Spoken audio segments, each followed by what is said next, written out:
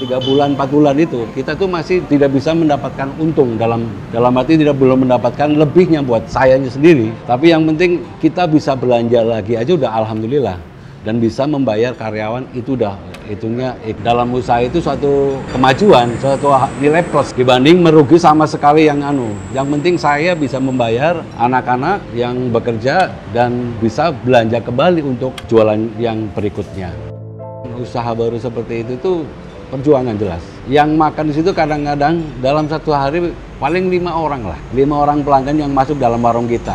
5 orang itu mungkin dalam artian ya ternyata ada yang beli juga daripada sama sekali tidak ada yang beli. Nah di situ ya namanya orang jualan, saya punya prinsip yang mungkin belum mengenal bahwa apa yang saya jual itu seperti apa dengan rasanya.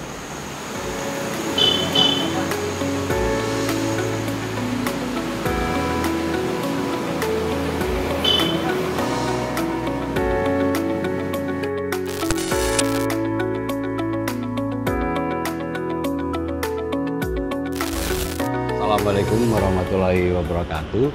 Perkenalkan, saya owner dari Sop Kaki Kambing 99 yang beralamatkan di Jalan Janti nomor 34 Flyover Janti, Yogyakarta. Saya punya 2 cabang, intinya 2 tempat, yaitu yang pertama adalah di kaki 5 yang letaknya di timur Hotel Ambarukmo. Dan alhamdulillah dari kaki 5 itu di tahun 2003 kita untuk memulai usaha pertama, dan aslinya pada dasarnya usaha ini adalah cabang dari Bandung yang notabene ini aja generasi kedua dari bapak saya. Ya di Bandung pertama buka di tahun 1975. Di saat itu saya mungkin masih kecil ya, masih umur 3 tahunan lah ya. Umur 3 tahunan, alhamdulillah orang tua saya waktu itu berkecimpung di usaha kuliner ya dari dulu tuh di kaki 5. Di kaki 5 itu ya alhamdulillah bisa menghidupi keluarga, bisa menyekolahkan anaknya, dan namanya orang kampung ya minimal bisa beli tanah lah. Dari situ lama usaha orang tua saya, walaupun saya disekolahkan sampai ke perguruan tinggi, saya justru memilih usaha seperti meniru usaha bapak saya. Dan saya orangnya memang tidak pengen sesuatu bekerja di tempat suatu kantoran atau apa. Jadi pengen sesuatu usaha yang membuat saya itu biar mandiri. Gimana cara memajukan usaha buat sendiri dan keluarga. Minimal juga punya karyawan dan bisa membuat karyawan juga bisa ikut menikmati usaha saya. Untuk masuk ke Jogja, itu masuk 2003 berawal dari Timur Hotel Ambarukmo yang hanya kaki 5 lah. Walaupun kaki 5, saya tidak pernah gengsi, saya tidak pernah mengatakan bahwa ini usaha yang dianggap seperti apa. Tapi ya alhamdulillah saya selalu berusaha, dan alhamdulillah sampai saat ini saya bisa memiliki tempat permanen juga yang letaknya di Jalan Janti, ya di bawah Flyover Janti. Dan ini suatu kebanggaan buat saya. Pas kebetulan di zaman tahun 2000 sekitar 2003 itu, saya sama istri saya ceritanya main ke Jogja. Di Jogja di saat itu saya pernah melihat bahwa sop kambing yang ada yang pernah rame itu di sini ternyata udah disukain sama masyarakat Jogja. Yaitu jangan ya disebutkan di tempat lain sudah ada yang membuka lebih awal. Notabene bahwa yang buka lebih awal itu juga belajar dari bapak saya. Nah, acuan itu yang buat saya akhirnya Pak, saya semangat. Ternyata sop kaki kambing di Jogja aja bisa digemari sama masyarakat Jogja gitu. Orang-orang Jogja juga senang sop kaki kambing. Nah, dari situlah bahwa saya akhirnya punya sesuatu yang membuat menggerakkan hati untuk saya juga harus bisa. Karena yang jelas di Jogja kelihatannya seperti prospek untuk menjalankan usaha yang seperti yang sudah ada. Akhirnya waktu itu saya berpikiran bahwa saya harus punya niatan, saya harus buka di Jogja. Dan alhamdulillah tahun 2003 saya cari tempat waktu itu di muter-muter kaki 5, dan saya dapatkan ternyata dia ada di tempat Timur Ambarukmo ya. Nah, itu tempat pertama yang saya buka di situ. Alhamdulillah saya mendapatkan tempat itu tidak ada mengalami kesulitan, karena pas kebetulan di saat itu pas di situ ada tempat yang kosong, ada tenda yang waktu itu dipakai tapi nggak untuk jualan, udah lama nggak jualan. Akhirnya saya samperin yang punya, saya ketemu ke rumahnya, bahwa ditanyain bahwa lokasi itu mau buat jualan apa enggak, ternyata tidak. Akhirnya saya nego-nego sama orang yang pemiliknya, dan akhirnya bisa diambil alih, dalam artian saya menggantikan tempatnya untuk menjadikan jualan tempat saya. Waktu itu saya bahkan saya udah menuntaskan dari sekolah perkuliahan, saya nggak berpikiran untuk bekerja di suatu kantor atau suatu pekerjaan lain. Saya pengen usaha sendiri yang mandiri lah. Mungkin setiap usaha apapun, dalam artian apalagi usaha makanan, pasti ada perjuangan lah. Nggak bakalan langsung bahwa usaha itu akan langsung jalan, bahkan langsung laku. Mungkin nggak tahu di zaman sekarang, di zaman dulu kan intinya tidak ada medsos, tidak ada apa kan untuk mempromosikan.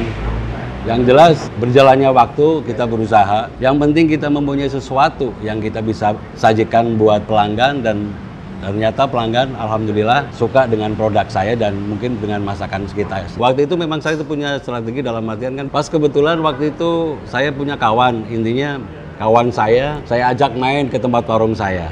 Biar bisa kelihatan mengisi tempat itu, biar kelihatan ada pembeli. Biasanya orang kan namanya penjual baru, terkadang dipandang sebelah mata, dalam artian takutnya nggak enak, takutnya nggak apa. Tapi yang jelas setelah melihat ada kondisi warungnya, ada orang yang ada duduk, nah orang akan tidak ragu-ragu untuk masuk ke dalam warung itu sendiri. Jadi akhirnya buat intinya promosi secara promosi secara tradisional lah gitu kan. Dan akhirnya alhamdulillah banyak pelanggan dari pertama yang masuk, besoknya bisa membawa kawannya karena mungkin merasa cocok makan di tempat saya. Nah itu dari kawan, lama-kelamaan dari pelanggan satu pelanggan, mungkin namanya getok tular ya, bahwa ada masakan yang mungkin menurut pelanggan itu dianggap perlu dicoba. Jadi akhirnya banyak yang penasaran, lama-lama tahun bertahun semakin berkembang usaha saya. Karena mungkin saya yang mengutamakan kualitas dari suatu masakan saya yang tidak main-main, dalam artian selalu harus dijaga dengan rasa dan kualitasnya. Dari titik awal kita mulai usaha, memang benar. Yang namanya usaha kan biasanya nggak akan langsung jalan kan. Pasti kita akan menyiapkan suatu dana persediaan, dalam arti dana cadangan.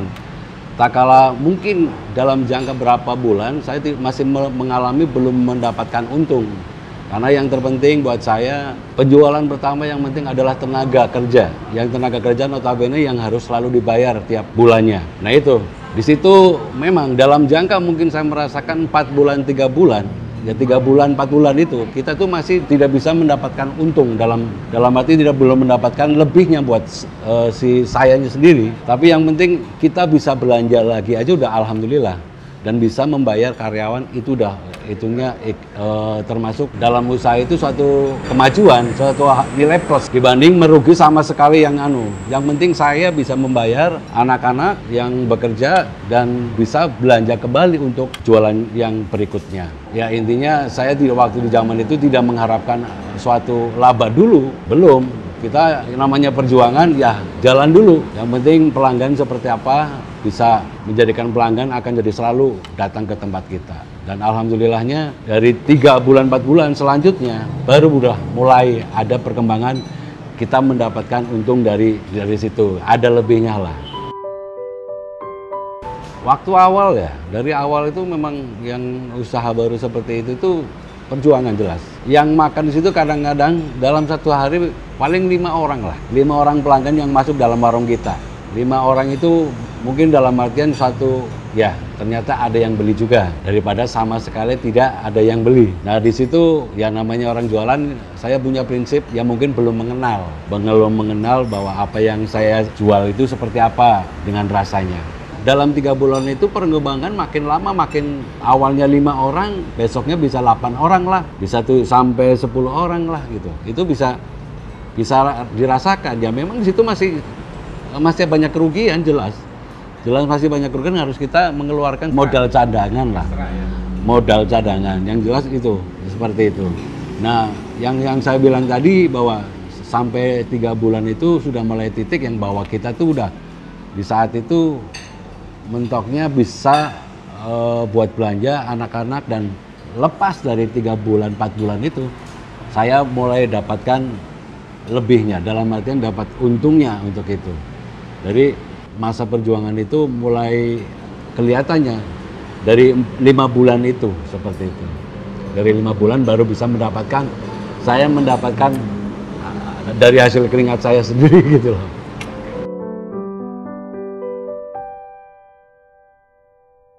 Ya, untuk yang saya punya ini antara 2 cabang antara kaki 5 dan tempat permainan yang di Janti, untuk karyawan sekitar ada 26 orang untuk laki-laki dan perempuan semuanya.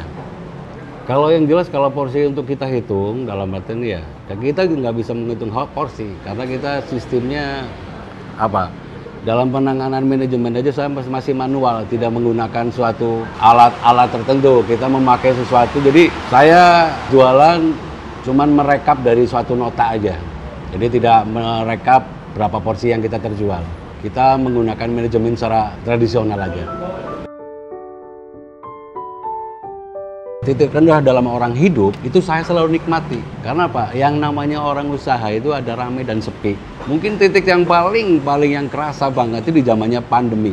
Di zamannya pandemi mungkin semua orang punya usaha pasti semuanya. Jangan yang besar, yang kecil semuanya udah merasakan.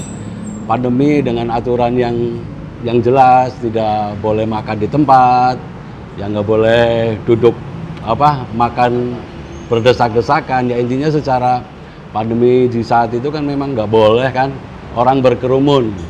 Nah itu sangat mempengaruhi penjualan dalam orang setiap usaha.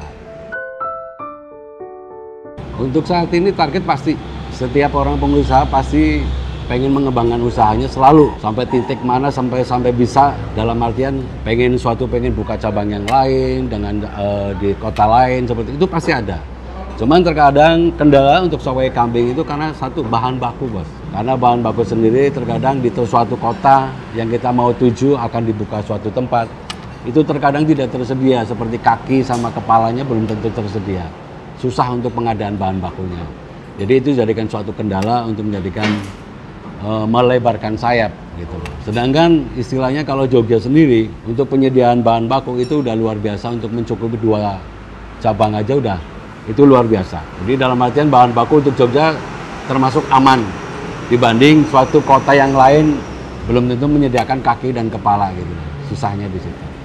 Karena itu bahan utama yang harus kita punya itu ya kaki kambing dan kepala kambingnya. Gitu. Untuk saat ini alhamdulillah karena Pak saya yang punya strategi walaupun di Jogja terlalu kurang dalam menyediakan bahan baku, kita bisa ambil daerah lain seperti daerah Banyumas, Purwokerto, Cilacap itu bisa menyiapkan dari itu. Dan alhamdulillah bisa perputaran lah dalam artian tak kala di sini lagi nggak ada barang, kita langsung ambil dari luar kota gitu untuk menutupi kekurangannya. Buat anak-anak muda bahwa dalam usaha, apalagi usaha makanan, yang jelas usaha yang memang sebenarnya gampang, usaha yang notabene yang hanya mengandalkan kemauan sama kepinteran untuk bisa memasak dan satu tidak gengsi, itu adalah usaha makanan. Apapun makanan sekarang, dan karena makanan sendiri usaha bagi orang yang intinya siapapun pasti butuh makan. Kalau kalian yang punya sesuatu dalam arti kepinteran memasak atau kemauan, nggak usah ragu-ragu kalau memang benar-benar pengen usaha dalam dunia kuliner. Apalagi Jogja sendiri notabene adalah kota mahasiswa yang anak-anak mahasiswa mungkin jarang masak. Kita sebagai penyedia masakan buat anak mahasiswa pas rasanya untuk berbisnis makanan atau di kuliner.